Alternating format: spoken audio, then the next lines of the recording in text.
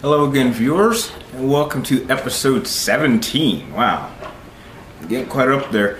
Other people's questions. Before I get into the questions, I would first like to thank everyone out there who watches 3TR. I am now happy to say that I have officially hit 50 subs and over 5,000 views in total, so I think I've done a pretty damn good job for my first 6 months. And hopefully I'll get to 100 before I hit my 1-year anniversary. Maybe you guys can help me out with that. So, as I promised when it comes to my contests, I will be upgrading them to something better, but I'll get into that later. I'd first like to state who the winner of the $50 card was. I'd actually like to get out the 3 top winners. My 3 winners were Spectral Shadow, Digital Man 123, and Smooth Ace.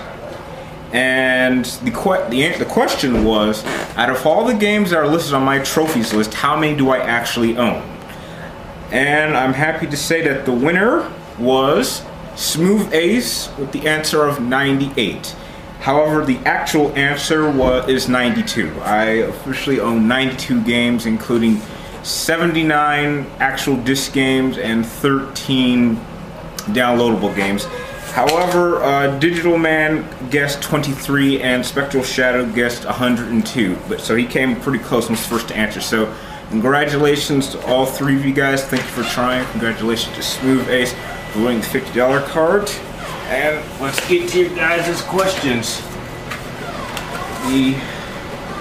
Sorry if your kids in the background.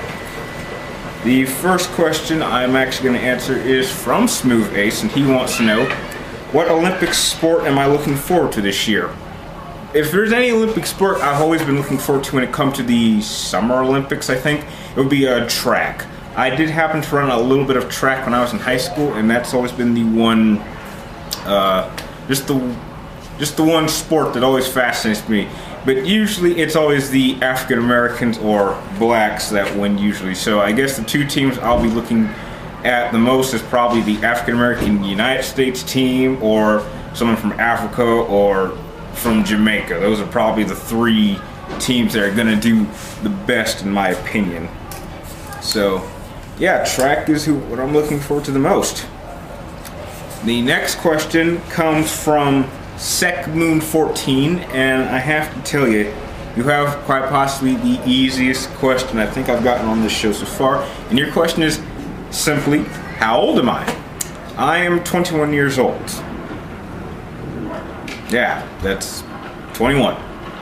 So, answers the question. And last, I come from a really great subscriber of mine and a really cool friend going by the name of Timmy Primetime, which is kind of interesting name. And he actually has 2 actually very good questions. The first one he wants to know is, what character is Joseph Gordon-Levitt playing in The Dark Knight Rises? Well, I actually know who his character is. He actually goes by the name of John Blake. In the comic books, he's actually, if I remember correctly, goes by another name, which I'll let you guys look up. And he's actually one of the few people throughout the Batman universe that I know of that actually takes over for Batman and kind of temporarily beats Batman. However, if you read the comic books, he goes a little overboard in his methods. He's a little too rough, and he kind of starts disgracing the name of Batman.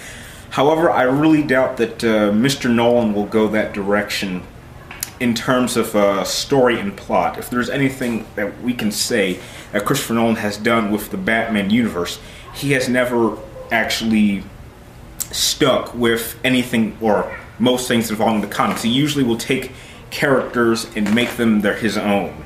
And they generally do work in the realistic universe that Christopher Nolan has made for this particular Batman. So I think he will play an important role. I think his role will be kind of just as important as, say, Commissioner Gordon's character.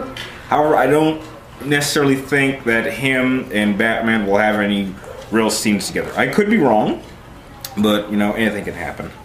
And his last question, which I really spent a number of days thinking about, is, which actor should play Batman next and why? Well, Timmy Primetime, I will tell you, I could not think of any actor, any well-known actor that I can think of that should play Batman. If anything, sorry, kids running on a big wheel. If anything, I think they should probably pick an unknown, especially if DC and Warner Brothers are really serious about trying to kick off a Justice League movie. And I think it makes more sense to really start off bringing in unknowns. I don't remember who the guy is who'll be Superman in the reboot that's coming out next year. I can't remember what his name is, but I do know that he was the main character of the movie Immortals, and he was an unknown then. And I think he did a pretty fair job. So I think that whoever they do pick to be Batman next in the next reboot, I think he should have have a center role in like any movie, a movie that kind of shows off his action. Because I think that with Christian Bale's version, I think he definitely needs to be pretty physical. Now that we've seen how effective that this type of Batman is. Many people say that Michael Keaton's Batman is probably the best because he's kind of more mysterious and dark.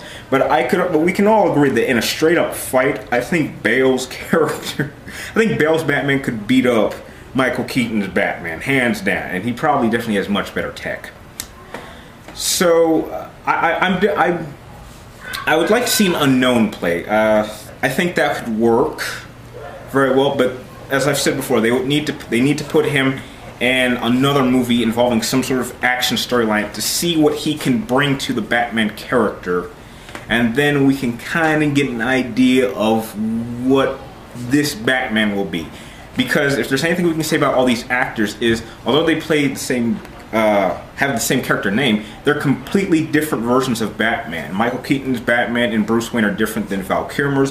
Val Kilmer's Batman and Bruce Wayne are different than George Clooney's. And the same can be said with Christian Bale and Adam West, if you want to go really way back. So yeah, I'd like to see an unknown play Batman. I think we should give someone in Hollywood a chance.